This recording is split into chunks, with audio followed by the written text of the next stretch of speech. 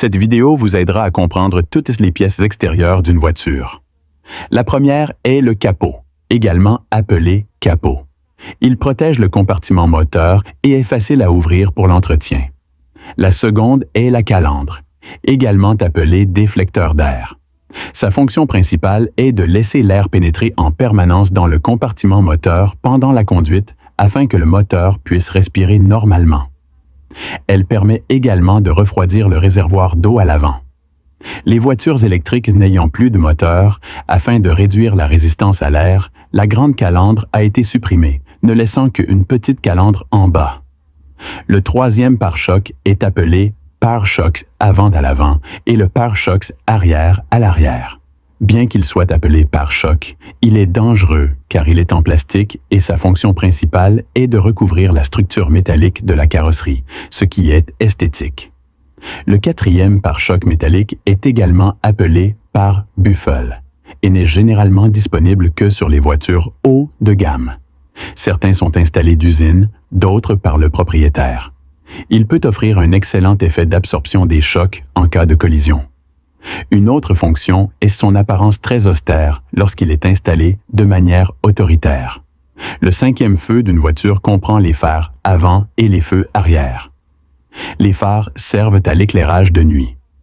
Ils sont généralement combinés en feu de croisement, feu de route et clignotant. Le feu anti-brouillard se trouve en bas de l'avant de la voiture. Il a une très forte pénétration. Partant peu de pluie et de brouillard, sa pénétration est plus forte que celle des feux de route et de croisement à double appel. Les feux arrière de la voiture sont 3 en 1. Feu de freinage, clignotant et avertisseur de nuit. Un feu de freinage surélevé sur la lunette arrière est également présent, ce qui est plus pratique pour rappeler aux voitures en attente de freiner. Les scie montancés soutiennent la carrosserie, préviennent toute déformation en cas de collision ou de dérapage et protègent les passagers. Tout d'abord, le montant A est situé de chaque côté du pare-brise. Sa fonction principale est de résister aux collisions frontales. Il est donc généralement plus épais et obstrue fortement la vue du conducteur.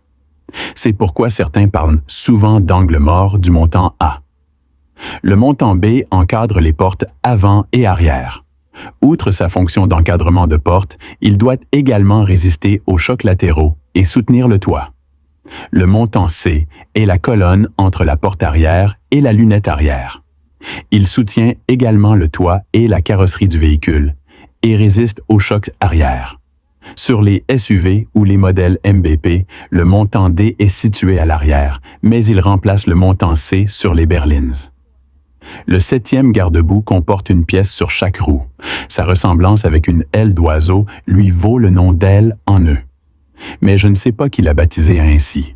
Son but est de réduire les rafales de vent et d'améliorer l'esthétique. C'est également une pièce métallique qui recouvre l'intérieur de la voiture. La 8e roue en magnésium présente une partie semi-circulaire saillante sous le garde-boue, semblable à un sourcil. Comme il dépasse davantage de la carrosserie, il protège efficacement la peinture des rayures, mais la plupart des voitures n'en sont pas équipées. Le 9e garde-boue est situé à l'intérieur de la roue, principalement pour empêcher le sable et la saleté de pénétrer dans l'habitacle et de corroder les pièces métalliques. Le 10e garde-boue de roue. Tout le monde devrait connaître son nom. Il sert à stabiliser le châssis. La puissance du véhicule est finalement transmise au moyeu de roue. La taille du moyeu est fixe pour chaque véhicule. Il est donc important de choisir un nouveau pneu en fonction de la taille du moyeu. 11e frein. Ce type de frein à disque, visible d'un coup d'œil, est composé d'un disque à l'intérieur et d'une plaquette devant. Le freinage s'effectue en étirant le disque devant le moyeu. En l'absence de moyeu de frein avant et en l'absence de moyeu, il s'agit d'un frein à tambour, relativement peu coûteux. Son utilisation est en déclin sur les voitures familiales, mais il est encore utilisé sur les roues arrière de certains véhicules. Le 12e garde-boue n'est généralement pas disponible sur les véhicules d'origine et doit être installé soi-même, principalement pour éviter les projections de saleté, de sable, de boue, etc. sur la carrosserie ou le châssis. Le 13e garde-boue latéral est situé sous les portes, de chaque côté. Sa fonction principale est de réduire le flux d'air des deux côtés vers le dessous du véhicule, réduisant ainsi la résistance à l'air. Certains modèles de plus grande taille sont également équipés de pédales situées sous le garde-boue latéral pour faciliter l'entrée et la sortie du véhicule. Connaissez-vous bien les pièces extérieures de la voiture maintenant?